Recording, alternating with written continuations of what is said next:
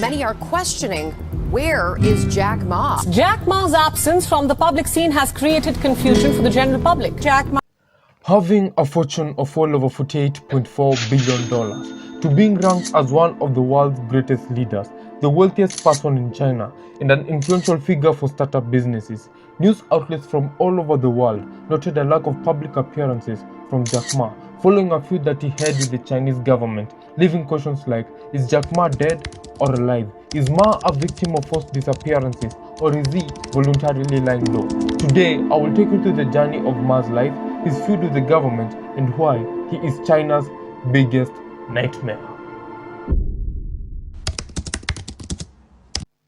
Jack Ma was born in 1964 in Hangzhou, China, by his parents Ma Laifa and Xu Wenshai. He grew up in a poor but happy household.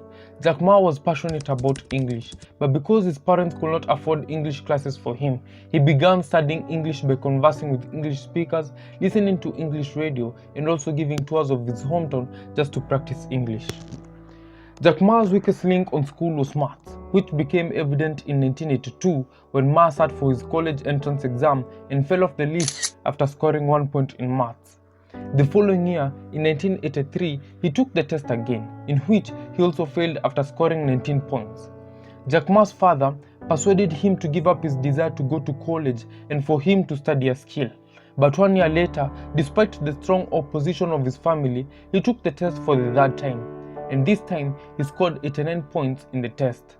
Even though he was 5 points off the required points, he got a pass to Hangzhou University because of his proficiency in English.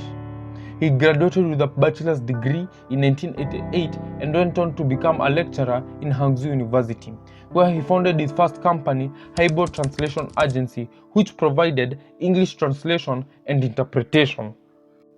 In 1995, on a trip to the United States, Jack Ma had an encounter with the internet, and he saw lack of Chinese websites as a business opportunity. On his return to China, he founded the China Pages, a company which created websites for Chinese businesses, and in 3 years, the company had made over $800,000 in profit. Jack Ma left the company 2 years later due to competition from rival companies. He was given an offer to run a technology company that was backed by the Ministry of Foreign Trade.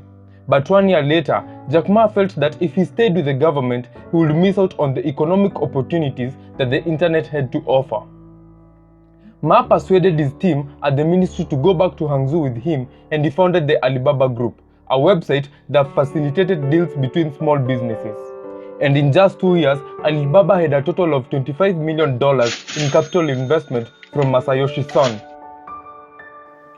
Jack Ma's experience, wealth, and economic power was growing at a faster rate that in 2014 he oversaw the creation of Ant Group, which served as the parent group of Alipay and other financial services. In 2020, Ant was scheduled for an IPO. However, that was delayed when Chinese officials demanded that the company be restructured. In addition, an antitrust investigation was opened against Alibaba. These developments came shortly after Ma criticized the country's financial regulators, and is said to have been the reason behind Ma's disappearance.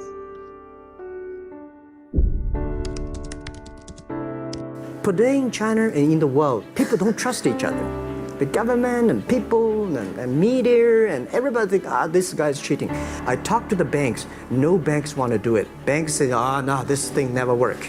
My colleagues in my apartment say, do it now, immediately.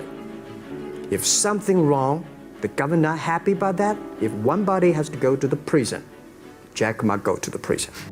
China does not fool around when it comes to financial regulations. In his own words, Jack Ma was quoted saying that, among China's richest men, only few are known to have happy endings. China's government is known to sentence senior executives to exile, jail, abduction, and in some cases, execution is also an option. With people like Lao Xiaomin, a senior financial executive who was sentenced to death by execution in 2020 on accounts of being extremely greedy, and others like Wu Xiaohui, Xu Xiang, Xiang Junbo being jailed.